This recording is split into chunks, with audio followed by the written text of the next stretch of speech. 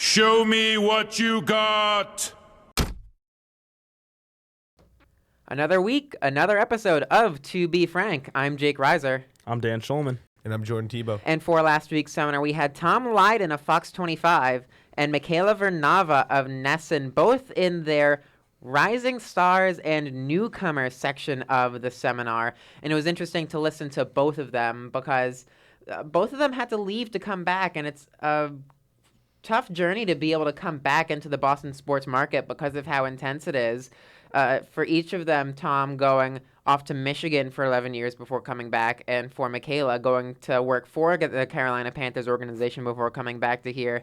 It's tough, but I feel like it's very fulfilling to be able to make your way back into the Boston market. Yeah, and they both have their own stories, and Tom's took a little bit longer to get back here, and he still isn't exactly at home. I mean, he's in the Boston area, but he's from Connecticut, but he's where he wants to be, and I've been paying attention a little bit more to the Fox 25 newscast for his parts there, and just watching him do what he does. So, and then Michaela's as well was very different. And I didn't have a chance to attend the seminar itself, but I was able to listen to some of the audio and read some of the notes that were taken about it. And I have to say, I was out in Fargo, North Dakota on Thursday, and for the game on Friday, a familiar face approached me, and it actually was someone I used to work at the Globe with, who is now one of the top sports writers at the Dickinson Tribune in Dickinson, North Dakota. So it's not uncommon to go from a big market like the Globe in a small capacity to another smaller market and then work your way back up into a bigger role in this very competitive Boston market. Absolutely. And I think getting advice from both of them was tremendously helpful. I know that Tom did a stand-up in the middle of class, which was very fun to be a part of, that we were in the background for it. And he gave us a rundown that if you want to do television, you're going to kind of have to be on all the time like that. So it was cool to have him come in and do that stand-up and to have us be a part of it and to show us kind of what the rundown was. I even got there early. I was there at 6 o'clock, and I talked with his cameraman about how they get the feedback to the studio. Yeah, and his cameraman was also at one of the BU-BC games that we covered.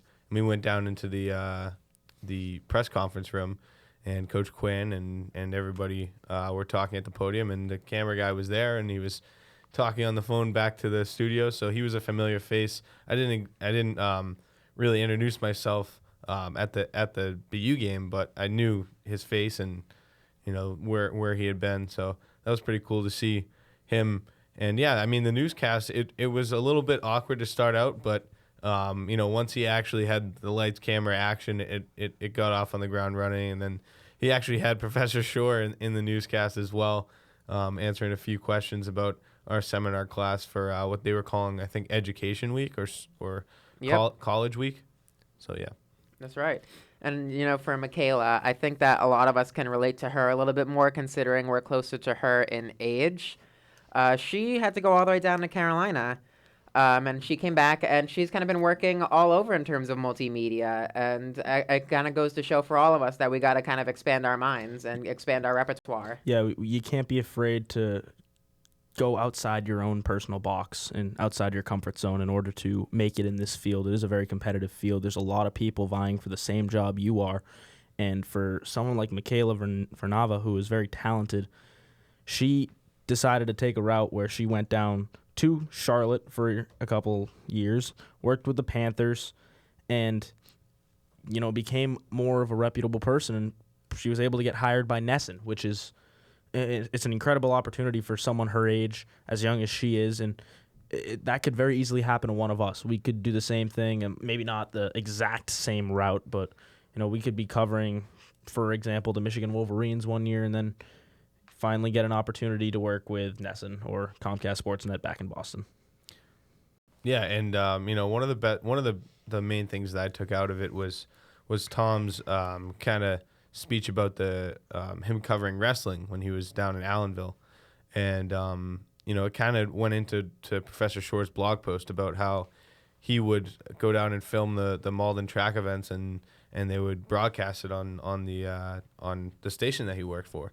So it's not always about the big sports. Sometimes it's about those niche markets that you really have to hit, and people really care about.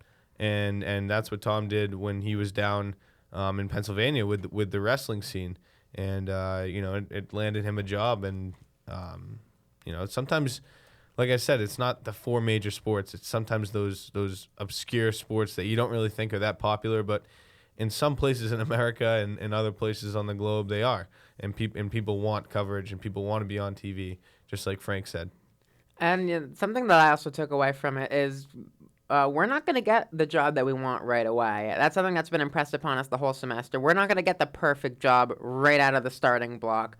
We're going to have to travel or take less pay or cover something that you might not have covered before, and really just work your way back up to it. And it's the journey that matters as well. It's not just getting to your end destination, because frankly, you might not even have an end destination for as long as you're in the journalism field. It's all about the journey and kind of where it takes you and how that shapes you as a journalist. Yeah, it's basically about paying your dues and rising up to be that person who you strive to be.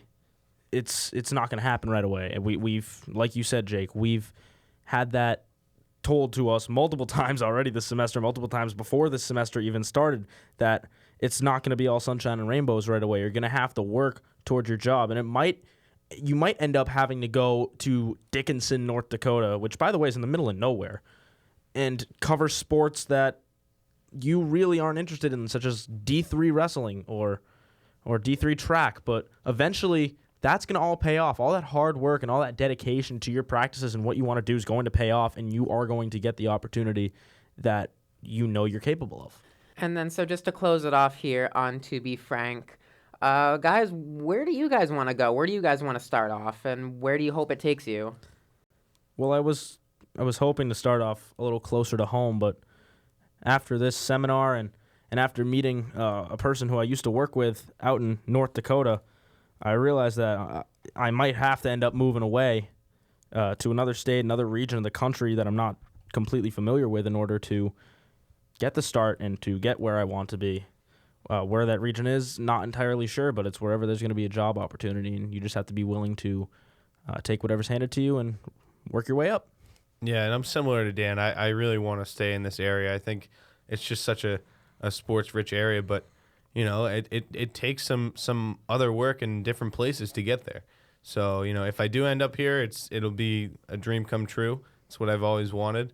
But, if I end up in somewhere in, North Dakota or Minnesota or, out west or, the middle of the states, who knows? And, eventually, hopefully I'll end up back here, but maybe I'll end up really liking those other places. And as for me, I'm moving to New York City, and I'm kind of willing to go lower than the rung that maybe I should be, just because I want to get into that market and I want to be able to work my way up, find somewhere where I can really make my home and just work up from there, and that's where I want to be.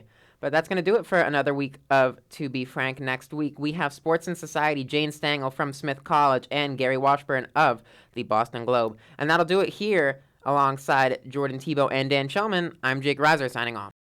I like what you got. Good job.